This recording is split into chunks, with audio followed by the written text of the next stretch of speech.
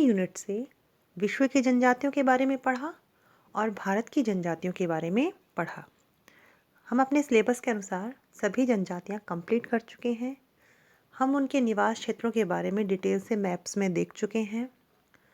अब हम मानचित्र अभ्यास कार्य करेंगे और आपको विश्व का खाली मानचित्र लेके खाका मानचित्र लेके उसमें विश्व की जनजातियों को दर्शाना है। इससे पूर्व हमने जितनी भी जनजातियों को पढ़ा है उन्हें हमें मानचित्र में अंकित करना है। आपके एग्ज़ाम में जो पहला क्वेश्चन होता है वह कंपलसरी होता है और उसके दो भाग होते हैं। पहला भाग मानचित्र कार्य का होता है और दूसरा भाग जो होता है आपके शॉर्ट आंसर टाइप का होता है। तो जो मानचित्र अंकन का कार्य होता है उसमें आपसे भारत की या फिर विश्व की किसी भी जनजाति को अंकित करने के लिए मानचित्र में कहा जाता है। तो आपको सभी जो जनजातियां अभी तक हमने पढ़ी हैं उनको मानचित्र में अंकित करना है। तो आपका जो ये एक टास्क है इसको आपको कंप्लीट करना है। जैसा कि मैंने आपको विश्व की जनजातियों के बारे में बताया था, पिग्मी जनजाति का निवास क्षेत्र जो है, हम मानचित्र में एक एक जनजाति का निवास क्षेत्र देखेंगे। जो पिग्मी जनजाति है उसका निवास क्षेत्र अफ्रीका के कांगो बेसिन में है। जो मसाई जनजाति है, जो सेकंड जनजाति हमने पढ़ी थी मसाई जनजाति, वो अफ्रीका के पूर्वी पठार पर और कीनिया प्रदेश में निवास करती है। अफ्रीका की हमने तीसरी जनजाति पढ़ी थी बुशमैन। यह जनजाति कालाहारी डेजर्ट में निवास करती है और इनकी लोकेशन मैंने आपको मानचित्र में दिखाई। इसके बाद हमने विश्व की जो और जनजातियां पढ़ी थी उनमें थी एस्किमो जनजाति। एस्किमो जनजाति जो है आपकी अलास्का, उत्तरी कनाडा, दक्षिणी पश्चिमी और दक्षिणी ग्रीनलैंड में निवास करती है। यह आपकी एस्किमो जनजाति का निवास क्षेत्र है। इसके बाद हमने देखा किर्गिज जनजाति। किर्गिज जनजाति जो है वह मध्य एशिया की जनजाति है जो किर्गिस्तान में निवास करती है और उसकी लोकेशन आप मानचित्र में इस प्रकार से दर्शाएंगे। अंतिम विश्व की जो जनजाति हमने पढ़ी वो आपके सिलेबस के अनुसार थी बद्दू जनजाति। बद्दू जनजाति की जो लोकेशन है अरब मरुस्थल में यहाँ पर स्थित है, जिसमें हमने देखा था कि ये अरब मरुस्थल के उत्तरी भाग में स्थित है।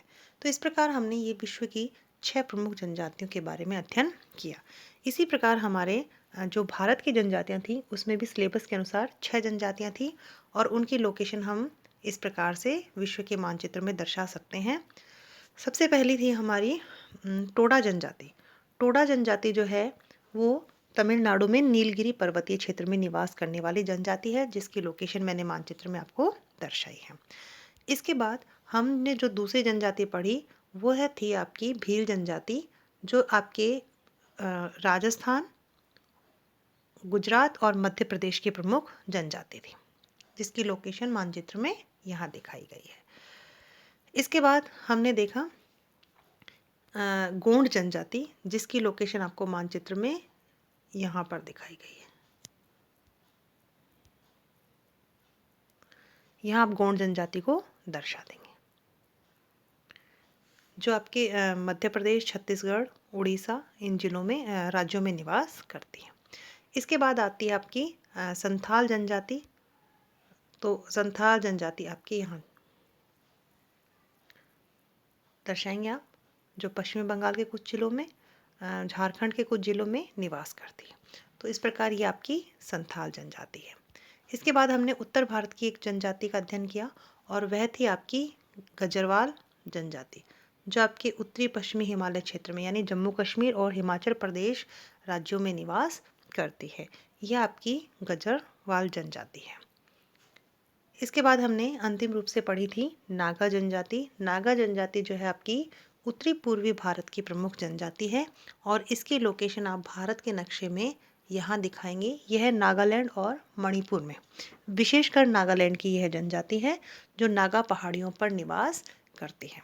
तो इस प्रकार स्टूडेंट्स आपको भारत की जितनी भी जनजातियाँ हैं उनकी मानचित्र में लोकेशन दर्शानी है। तो आपको विश्व की 6 जनजातियाँ और भारत की 6 जनजातियों के बारे में मानचित्र में दर्शाना है। यहाँ पर आपके ये जो जिस प्रकार से मैंने ऑरेंज कलर से अंकित किए हैं ये सभी जनजातियों के निवास क्षेत्र हैं। तो इस प्रकार हमारा जो है जनजातियों का चैप्टर कंप्लीट हो गया है और आप सभी विश्व के मानचित्र में ये विश्व की जनजातियाँ और भारत की जनजातियों की लोकेशन दर्शाएंगे। अगले ई लेक्चर में हम जो भारत की जो जनसंख्या विश्व के जो जनसंख्या समूह हैं, महाजनसमूह हैं, उनके बारे में अध्ययन करेंगे। धन्यवाद।